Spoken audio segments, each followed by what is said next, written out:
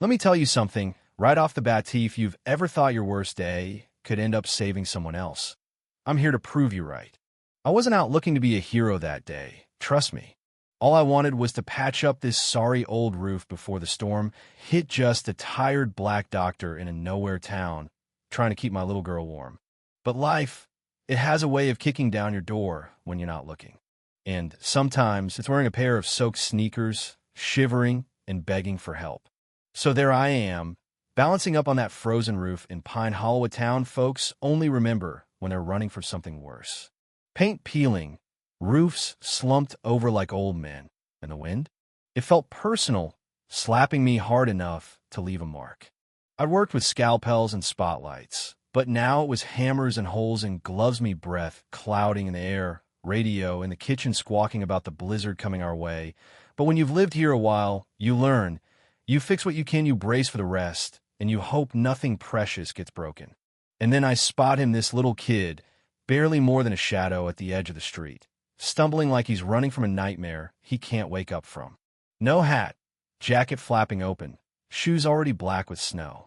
I drop my tools, heart pounding for reasons I don't understand yet, and climb down as fast as my bones allow. The boy falls to his knees, and I'm next to him in seconds, calm voice, doctor's voice. Hey, buddy, you hurt? Can you tell me your name? But he's not answering, not really. He's just shaking, his eyes glassy and wild. My mom, he manages to croak, she's hurt. Car crashed. She's not waking up. That's all I needed. You know what I mean? That's the kind of thing that gets your blood moving, even when your fingers are numb and your brain is screaming for self-preservation. I scoop him up, feel the chill radiating off his skin, and bring him inside, old habits, I guess. Sit him on the couch, wrap him in my daughter's favorite fleece, pour him a mug of cocoa that I pray he won't spill on the carpet. He says his name is Tyler, and all I can see in his eyes is panic and hope, like he's counting on me to make the impossible happen. Where's your mom, Tyler? He tells me, down by the woods, near the bend, crashed into a tree. He crawled out the back, just ran toward the only house with lights. He saw me. I saw him.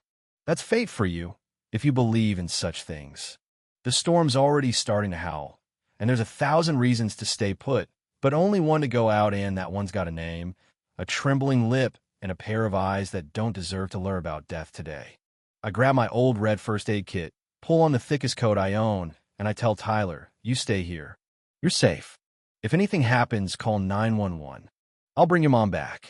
I don't give him a choice. Some things kids shouldn't have to decide. Then I open the door, step into the storm, and feel it hit me like a fist wind slicing at my cheeks, snow swallowing the road until it's just me and the white. I keep moving, boots crunching through drifts, every step an argument with the universe. But I keep hearing that kid's voice, that plea, and I know there's no turning back. It's a miracle I even find a car, a black SUV, wrapped around a tree, the windshield a frosted mess, the back door hanging open. I fight the driver's side, wrench at the handle until my fingers ache, finally smash the window with my boot. Glass shatters. I reach inch, slumped over the wheel, blood trailing from her forehead, her hands limp. But she's breathing barely. You got 5 minutes, Elijah. I mutter to myself, make it count. Quick pulse check, seatbelt cut. Haul her out as gently as I can while the snow tries to pull us both down. Carrying her back, every muscle in my back screams, the wind is howling, but I just keep moving. Every few steps, I check her breathing, whisper encouragement, and try not to let myself think about what comes next. When I finally stagger up my porch and kick open the door, Tyler's there. He just stares like he can't believe it, then launches himself at his mom the second I lay her down. I get to work bandages, cause anything I can do with the little I have. Hours go by. The fire burns low. Tyler never leaves her side. Then she stirs just a twitch, a flutter of her eyelids. Tyler's voice is a broken whisper. Mama. She opens her eyes, sees him, and even with all the pain and confusion, you can see the recognition, the relief. She asks where they are, and I tell her, you're in my home. Your son saved your life. For a second, there's just gratitude. Then something shifts. She looks at me harder, squinting, trying to remember. And then it clicks, she knows who I am. You're Elijah Brooks. You used to be at St. James Hospital. I just nod. No point hiding. That was a long time ago, I say, but she won't let it go. She asks about the scandal, the accusations, the story the world decided to believe. I tell her the truth, not the media version, not the hospitals. I didn't let that man die.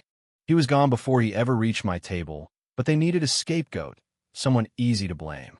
I lost everything. She listens, and I can see the anger rising not at me, but for me. She says her name is Jasmine Whitehead, and she promises she won't forget what I've done. 3 days later, the snow melts and Jasmine is gone, back to her world of glass towers and legal teams. But something changes. I start getting calls. Lawyers want statements. Reporters ask different questions about the truth this time, not just the dirt. Jasmine is working behind the scenes, digging up old files, putting the right pressure on the right people. Turns out, she's got friends in places that matter. Within weeks, everything shifts, statements get unburied, timelines corrected, and my name finally starts to clear. Jasmine comes back, standing in my clinic's parking lot with a stack of legal papers and a look that says she's not here for thanks. She gives me a new contract chief physician, 6 figures, staff, the works. She offers to move me back to the city, to start over clean. But I tell her no. This town needs me. These people can't afford to lose the only doctor they trust. So she says, show me what you're building. And I dote in the exam rooms, mismatched chairs, that ancient mini fridge I keep antibiotics in. She doesn't flinch. She calls her team, funds a new clinic, sets up a foundation in my name. When spring finally comes, Pine Hollow looks different. The old roof is gone, replaced with something sturdy and bright. The new clinic hums with life. Kids run in the halls, learning CPR, old farmers trade stories in the waiting room. And for the first time in years, I feel like something good stuck around. Jasmine visits often, always dressed sharp but warmer, somehow. Tyler tags along, says he wants to volunteer when school's out. I see the way the community rallies, how hope grows in a place where folks used to just survive. And one evening, after the crowds are gone, Jasmine and I sit on the front steps quiet, watching the last of the light bounce off the clinic's new sign. You gave without asking, she says. That's what makes you unforgettable. I laugh. I just did what anyone would. But we both know that's not true. Sometimes justice doesn't come from a courtroom. Sometimes it comes when people refuse to let a good man disappear, when a community remembers how to stand up for its own, when a little boy's courage pulls the whole thing together. And sometimes the happy ending is just another chance to give more than you lost. Now I want to hear what you think, right? Was it justice? Was it luck?